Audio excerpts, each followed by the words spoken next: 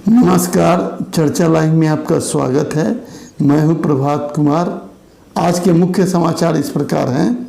सरकार शर्मसार, deputy CM का डूबा बंगला, प्रधान सचिव ने डुबा दिया पूरा नगर विकास विभाग। अब भाजपा और जदयू का प्रतिपक्ष पर पलटवार, कहा मुंगेरी लाल का सपना देखना छोड़ दे विपक्ष। सीएम नीतीश कुमार का बड़ा बयान, लोजपा के टूट में जदयू का कोई हाथ नहीं। फेमोटो लेजर से ऑपरेशन 2022 से IGIMS में होगा। मुख्यमंत्री नीतीश कुमार ने पिछले दिनों विपक्ष के तंज के बाद लिया फैसला। उन्होंने कहा कि अब ऑपरेशन के लिए बिहार के लोगों को बाहर नहीं जाना होगा। चीफ सेक्रेटरी त्रिपुरारी शरण को मिला 3 माह का सेवा विस्तार।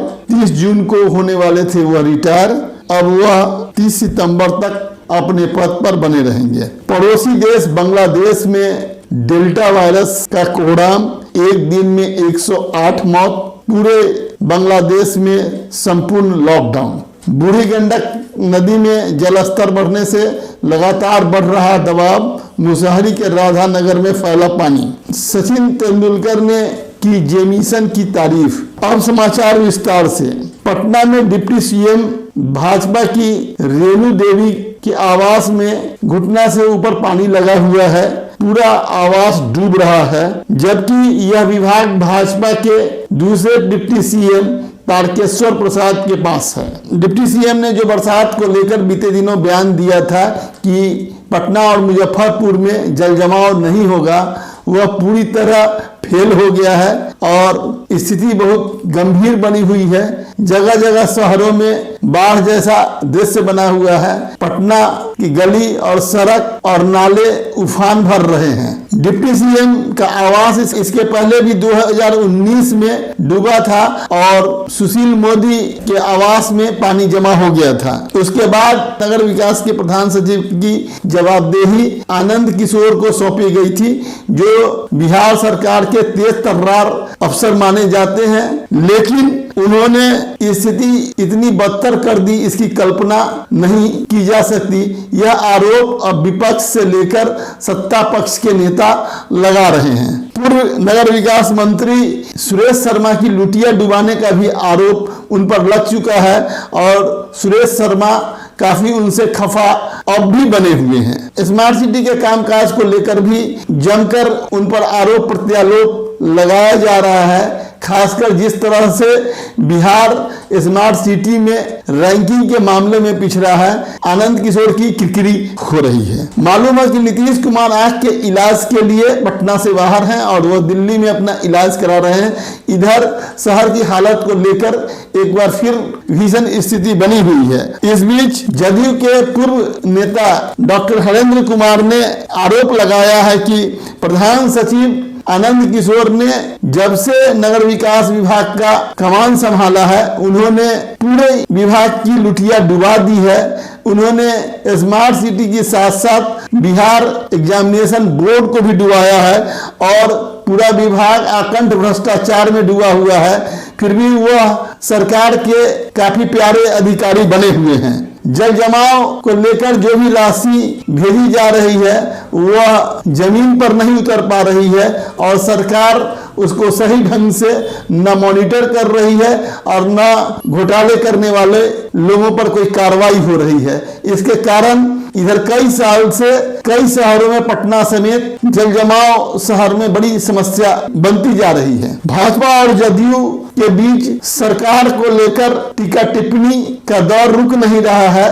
बीते दिनों प्रतिपक्ष के नेता तेजस्वी यादव द्वारा ये कहे जाने पर कि 3 महीने में सरकार बिहार की गिर जाएगी, भाजपा और जदयू ने दोनों ने पलटवार करते हुए कहा है कि आप मुंगेरी लाल का हसीन सपना देखना छोड़ दें।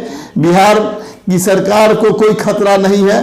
बिहार की सरकार पूरी ताकत से और पूरी विश्वास के साथ चल रही है और उसके गिरने का कोई सवाल नहीं है। नीतीश कुमार ने इस बार एक बड़ा बयान दिया है जिसमें उन्होंने कहा है कि लोजपा के आपसी विवाद और पार्टी में टूट से जदयू का कोई लेना देना नहीं है। यह आरोप विपक्ष और लोजपा के कुछ नेता गलत ढंग से लगा रहे हैं, जिनकी आदत रही है हमेशा उन पर आरोप लगाना। हेमोटो लेजर ऑपरेशन अब बिहार में भी होगा।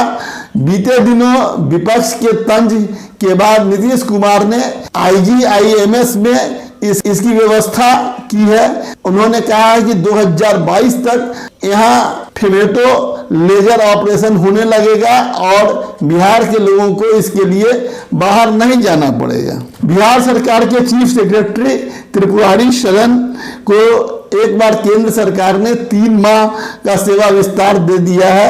अब वह 30 जून को रिटायर नहीं होंगे।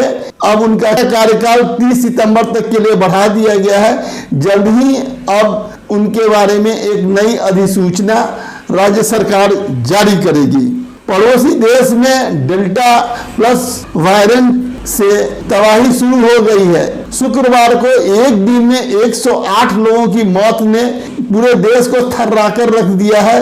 वहां संपूर्ण देश में लॉकडाउन लगा दिया गया है। बगल के देश भारत में बांग्लादेश की इस स्थिति को देखते हुए स्थिति लगातार गंभीर हो गई है। मुंबई में 21 मामले अब तक आ चुके हैं। इसके कारण अब पूरे देश भर में इस वायरस के पहुंचने की संभावना तेजी से बढ़ गई है और इसको लेकर तेजी से तैयारी और मंथन शुरू हो गया है। मुजफ्फरपुर में बूढ़ी गंडक का जलस्तर लगातार बढ़ता जा रहा है। लगातार दबाव बढ़ रहा है। नदी का जलस्तर का दबाव तटबंधों पर बढ़ रहा है। इस बीच मुसहरी के राधानगर में बूढ़ी गंडक का पानी फैलना शुरू हो गया है। साथ ही शहर के कई निचले इलाके में भी बूढ़ी गंडक का पानी फैलने से कई लोगों के घरों में पानी घुस गया है और स्थिति गंभीर बनती जा रही है। सचिन तेंदुलकर ने न्यूजीलैंड के ऑलराउंडर काइल जेमिसन की तारीफ की है। उन्होंने कहा है कि यह युवा खिलाड़ी बहुत ही आगे जाएगा। वर्ल्ड टेस्ट चैंपियनशिप में उसने जिस तरह से शानदार प्रदर्शन किया है और उसने अपने देश को जीत और बढ़त दिलाई, उसमें उसकी बड़ी भूमिका रही है। वह एक अच्छे गेंदबाज के साथ साथ अच्छे बल्लेबाज के रूप में भी अपने प्रदर्शन को दिखाया है।